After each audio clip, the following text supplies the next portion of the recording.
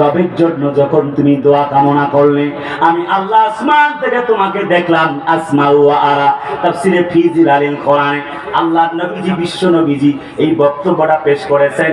তাফসিরে ফি জিলালিল কোরআনের লেখক আল্লামা সাইয়্যিদ কুতুব বলেন, সাইয়্যিদ কুতুব শহীদ বলেন, আসমা ওয়া আরা, আল্লাহ বলেন আমি দেখতেছি এবং শুনতেছি।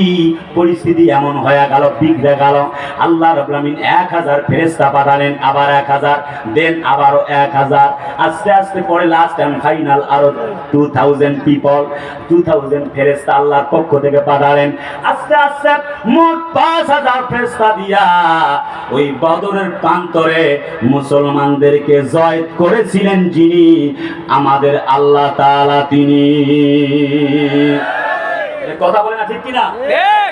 আজও পরিবেশ দেখে কেমন যেন আমার মনে হয় তামাম পৃথিবীতে মুসলমানদের পক্ষে সবাই কথা কয়।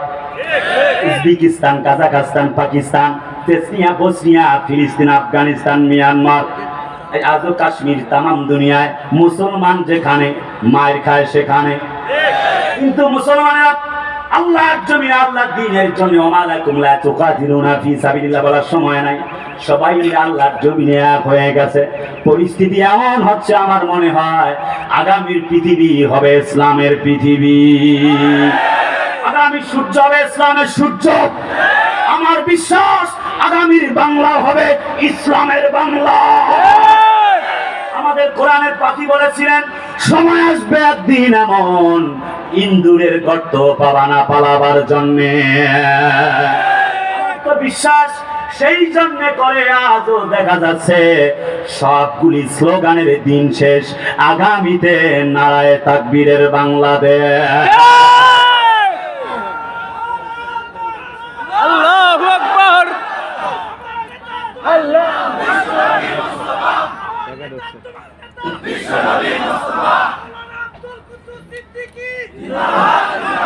পরিজার ভাইরা, তাই তো আমরা বলি, আমরা ফিলিস্তিনি মুসলমানেরা আল্লাহ ছাড়া কারোর কাছে মাথা নত করে নাই। একদম সমাপনী বক্তব্য বলছি, ফিলিস্তিনি মুসলমানরা আল্লাহ ছাড়া কাউকে কারোর কাছে মাথা নত করে নাই। যেই মাথা আল্লাহর কাছে নত হয়েছে, এই মাথা আল্লাহ ছাড়া ডোনাল্ড ট্রাম্প, নেতানিয়াহু, পৃথিবীর কোন মস্তানের কাছে নত হবে না। ঠিক। শহীদ আবু সাঈদরা বাংলার জন্য 2000 জীবন দিয়েছে। ইসলাম, নবী, কোরআনের সম্মানে যদি 2 লাখ মুসলমানদের জীবন দেওয়া লাগে, ফিলিস্তিনি মুসলমানদের মতো আমরাও রাজি আছি। আল্লাহর কসম, আমরা হাত দিব, পা দিব, শহীদ হব, রক্ত দিব, প্রয়োজনে স্ত্রীকে বিধবা করব, সন্তানদেরকে এতিম বানাবো। আল্লাহর বিরুদ্ধে কোনো কটূক্তিমূলক কথা বরদাস্ত করা হবে না, হবে না, হবে না। কারা কারা এই পক্ষে রাজি? দু হাত তুলে আল্লাহকে দেখাও।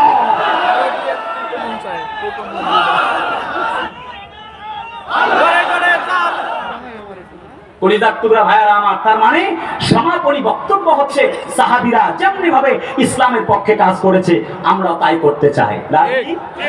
কথা বলে না রাজি? ব্যাস, সমাপনী মন্তব্য হলো। তাহলে বলেন তো ইসলামের পক্ষে কাজ করলে লাভ কি হবে? যদি বলে হুজুর এতক্ষণ তো বললেন ইসলামের বাংলাদেশ, এখানে আমার কলিজার টুকরা বিএনপির ভাইরা আছে, জামাত ইসলামের ভাইরা আছে, হেফাজত, জামাত, চরমনাই, ফুরফুরা, আওয়ামী লীগ, সব দল মতের ঊর্ধ্বে আমি। কথা বলে রে ভাই? আচ্ছা বাবা বলেন তো কোরআন আসলে কি লাভ হবে? আচ্ছা ছোট্ট করে একটা প্রশ্ন করি, বাবা বলেন তো এখন কি ধর্ষণ এখন পর্যন্ত কি বন্ধ হয়েছে? হয় নাই। স্বাধীনতার 54 বছর হয়ে গেল। আচ্ছা বাবা কোন তো 54 বছর কার কার বয়স? হাত তোলেন তো দেখি। আরে 54 বছর কার কার বয়স? মাশাআল্লাহ অনেক। আচ্ছা বাবা আপনারা আগেও ধর্ষণ দেখেছেন, এখনো দেখতেছেন, ঠিক না? ঠিক। আরে কথা মানে ঠিক না? বন্ধ হবে কেমনে? বন্ধ হওয়া লাগবে না? না, প্লিজ রেসপন্স মি। কোন বন্ধ হওয়া লাগবে না? হবে কেমনে? এখন তো সিস্টেম আছে, তাই না? নতুন বাংলা হলো 5 আগস্টের পরে সবকিছু নাকি বদলে যাবে। কই বদলাবে? হ্যাঁ ঠিক। আরে কথা বলে রে ভাই। আমার একটা ভাইকে, সোহাগ নামের একটি ভাইকে পাথর ঢেলে হত্যা করা হয়েছে। কে করেছে, কাকে করেছে, কার দ্বারা হয়েছে সেগুলো আমি বলবো না। তো বলতে চাই যখন তাকে পাথর ঢেলে হত্যা করা হয় তখন আমার কলিজাটা দুমড়ে মুচড়ে গিয়েছে। ঠিক। আমার ভাই হতো কত খারাপ লাগতো, আপনার ভাই হলে কেমন লাগতো? কথা বলে। আচ্ছা তুমি পাথর ঢেলে মানে হত্যা করাটা বন্ধ হওয়া লাগবে না? আচ্ছা, মদ খাওয়া বন্ধ করা লাগবে না? আমাদেরকে ওসি সাহেবেরা বলে, এই যে থানার ওসি মহোদয় আমিনুল ইসলাম সাহেব, আমার খুব প্রাণের কলিজার টুকরা মানুষ, আমারে বলে হুজুর আপনার মাদকের বিরুদ্ধে বক্তব্য দিবেন। আমি কই, ওই যে পোস্টারে অর্ধ উলঙ্গ ছবি লটকায় দেওয়া, ওখানে লেখা আছে পোস্টারে, সিনেমার পোস্টারে, আমার বুকের মধ্যেখানে মন যেখানে হৃদয় সেখানে। ঠিক কথা কয় না? হ্যাঁ, ঠিক আছে না নাই? আছে আরো লেখা কি কি যেন, জান আমার জান, কি কি যাই হোক আর কি, যাক কলিজার ভাইয়ের আমার, সেগুলি আমার বলবার উদ্দেশ্য নয়। একজন মানুষ নয়, দুইজন মানুষ এমন ভাবে একজনের জড়ায় ধরছে, দুইটা মানুষ একটা হয়ে গেছে।